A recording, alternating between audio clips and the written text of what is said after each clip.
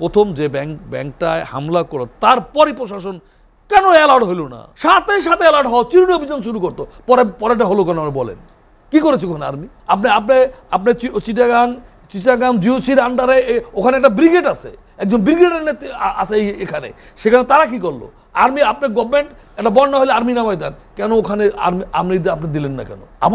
আমার নিজের কাছে নিজের প্রশ্ন, প্রথম ব্যাংকটা যখন হলো ডাকাতি, কেন আপনি অ্যালার্ট হয়ে গেলেন না? সকল ব্যাংকে তো স্পেশালি চাওয়ার কথা ছিল যে আমাকে ফোর্স দেন, আমি রক্ষা করতে পারবো না। কেন কয় ঘন্টা পর আর দ্বিতীয় ব্যাংকে হয়েছে?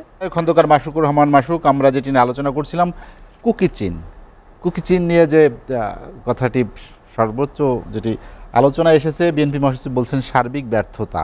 এর পেছনে আসলে কি রাজনৈতিক সংকট কি আপনারা দুশ্চিন্তা কিনা? আমি আপনাকে বলি, দুজন সম্মানিত আলোচক যে কথা বলেছেন, এটা কুকি চিন হঠাৎ করে একটা ক্ষুদ্র গোষ্ঠী হঠাৎ করে শক্তি পেল কোথায় সেটা তো এখানে আসি। আমার কথাটা অন্য জায়গায়। উনি যথার্থই বলেছেন, আমি তার সাথে একটু দ্বিমত করি। এই 3 হিল ট্রাক্সে 52 বছরে অনেক ডেভেলপ হয়েছে যাতায়াতে। কি কারণে? তুলনামূলকভাবে। আজকে আমার সাথে সারাদিন একটা ছেলে ছিল যে চিটাগাং বিশ্ববিদ্যালয়ে পড়াশোনা করেছে, এটা করলে বসবেন। সে বলছে আমার টিচার, সে শান্তি বাহিনীর লেফটেন্যান্ট কর্নেল ছিল, কিন্তু চিটাগাং বিশ্ববিদ্যালয়ের টিচার, কিন্তু ওখানে লেফটেন্যান্ট কর্নেল। আমার সাথে যে ছেলেটা পড়তো সেও শান্তি বাহিনীর। বলছে ওর বোনের বিয়ায় আমাকে সেখানে নিয়ে গেছে, মানে যে পথ দিয়ে যাওয়ার কথা অন্য পথ দিয়া, কিন্তু গোয়েন্দাদের কাছে গেছে, যে আর্মির কাছে, যে এরকম একটা বাঙালি ঢুকছে এখানে, এখন সে বের হবে। সেখানে বের হওয়ার সময় বলছে আমাকে ধরছে, আমার 8 ঘন্টা, সকাল থেকে 8 ঘন্টা আমাকে আটকে রেখেছে, আমাকে বিভিন্ন জিজ্ঞেস করছে। আমি সব সত্য বলছি। এখন যে তোমার ওখানে যাওয়ার কথা, তুমি গেলাগুলো কি খায়? আমি গেছি। আমি বলি কি কারণে বললাম, গোয়েন্দারা যদি সেই সময় এটা জানে যে একটা বাঙালি ঢুকছে, চিটাগাং বিশ্ববিদ্যালয় ছাত্রদের ঢুকছে, তো এটা রাইট গোয়েন্দা। আমার বাংলাদেশ, আমি মনে করি বিশ্বের কোনো গোয়েন্দা থেকে কোনো অংশে কম না বাংলাদেশের গোয়েন্দা। কিন্তু এই যে কুকি চিন, এই গোষ্ঠীর কাছে অস্ত্র হলো, সুসংগঠিত হলো, কোনো গোয়েন্দা জানতে পারলো না। মাসুকুর রহমান, আপনার সঙ্গে একটু যোগ করি, কুকি চিনের যিনি প্রধান, তার নাম নাথান বম, উনি ঢাকা বিশ্ববিদ্যালয়ের চারুকলার ছাত্র ছিলেন। আমি বলি না, আমি তো বললাম ওই যে চিটাগাং বিশ্ববিদ্যালয়ের ছাত্র বিশেষ করে ভর্তি হয়েছে। আমি আপনাকে বলি তো কেন এখানে গোয়েন্দা ব্যর্থতা আছে। আমি এখানে কাউকে বলবো না, এটা আমার ওই যে বলছে এই 3টা জেলা নিয়ে কেউ যদি স্বপ্ন থাকতে পারে, একটা আলাদা আরাকান রাষ্ট্র করবে, এরকম এটা 50 বছরের চিন্তা তাকে থাকতে পারে।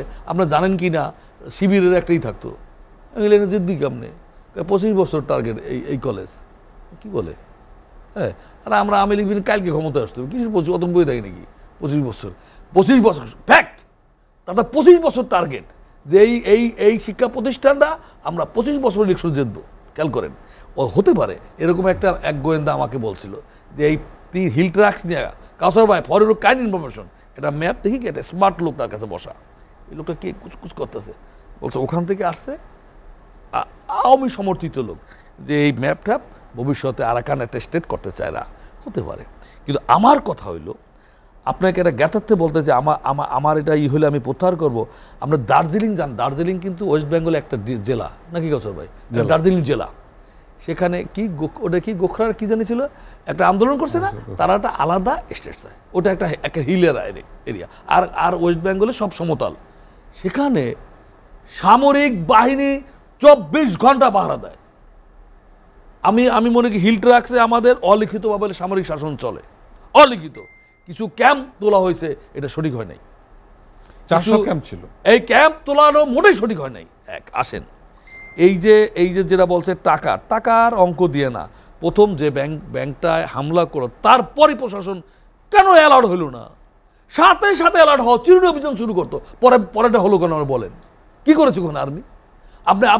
আপনি চিটাগাং জিওসির আন্ডারে ওখানে একটা ব্রিগেড আছে, একজন ব্রিগেডের আছে এখানে, সেখানে তারা কি করলো?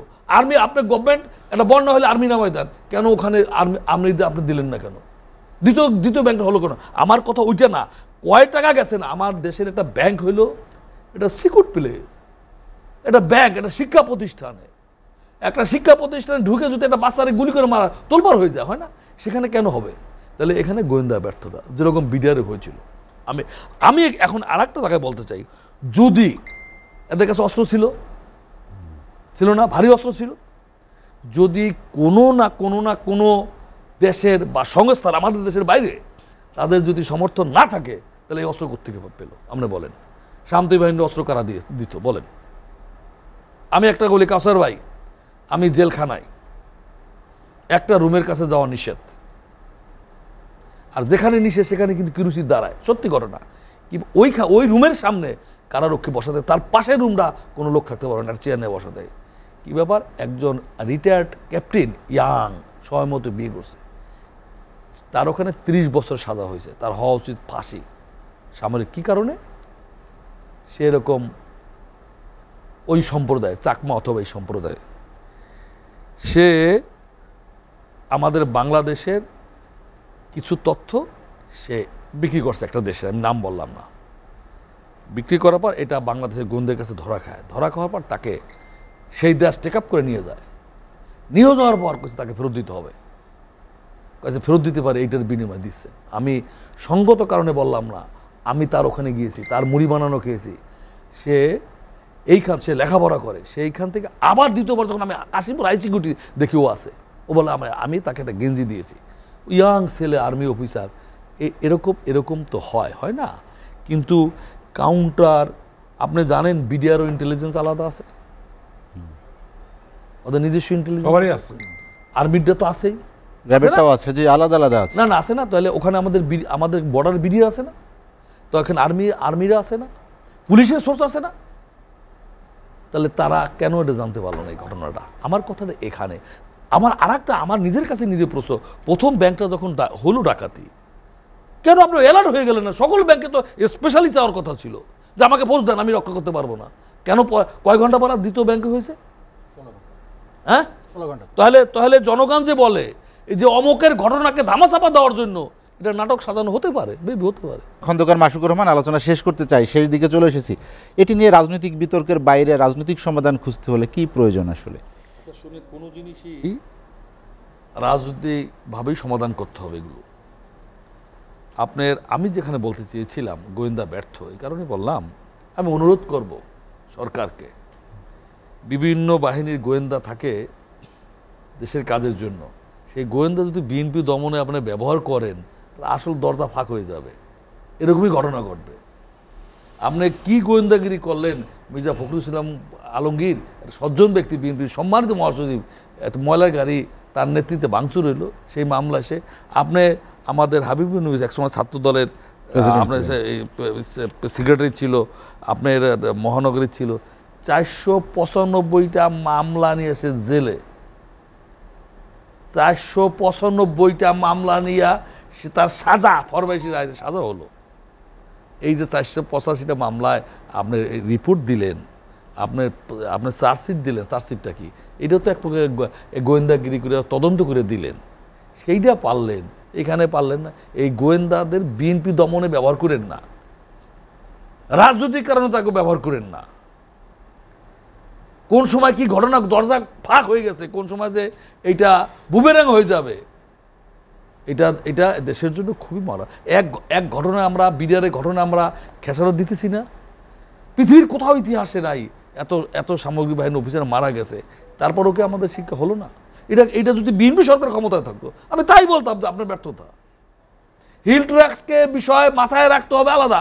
আমাকে একজন গোয়েন্দা বলছিল, এই যে টুপিওয়ালা যে মানুষগুলো বাংলাদেশে, এদেরকে মাথায় রেখে আপনার আইন, এদেরকে মাথায় দিয়ে সোশ্যাল সিকিউরিটি করতে হবে, এদেরকে মাথায় দিয়ে অর্থনীতি তৈরি করতে হবে, এদেরকে বাদ দিয়ে পারা যাবে না। আমার কথাটা কাজে লাগছে, আমার মাথায় লাগছে। আর একটা, এই হিল ট্র্যাক্সকে মাথায় রেখে, এটা আপনি এই কিচিন, এটা কি নাম, কি কুকিচিন দমন করেন, শেষ হলো না, শেষ হবে না। আপনার অসুখ ডাক্তার ভালো করলে এর অর্থ এই নয় আর অসুখ হবে না। সেখানে মাথায় রেখে আমাদের কাজ করতে হবে। সেখানে আমি মনে করি যে ক্যাম্পগুলো তোলা হয়েছে ওখানে যাদের দাবিতে সঠিক হয় নাই, সঠিক হয় নাই। খন্দকার মাসুকুর রহমান, আর্মি নিয়ন্ত্রণ রাখতে হবে। আপনাকে অসংখ্য ধন্যবাদ আমার সঙ্গে আলোচনায় যোগ দেওয়ার জন্য।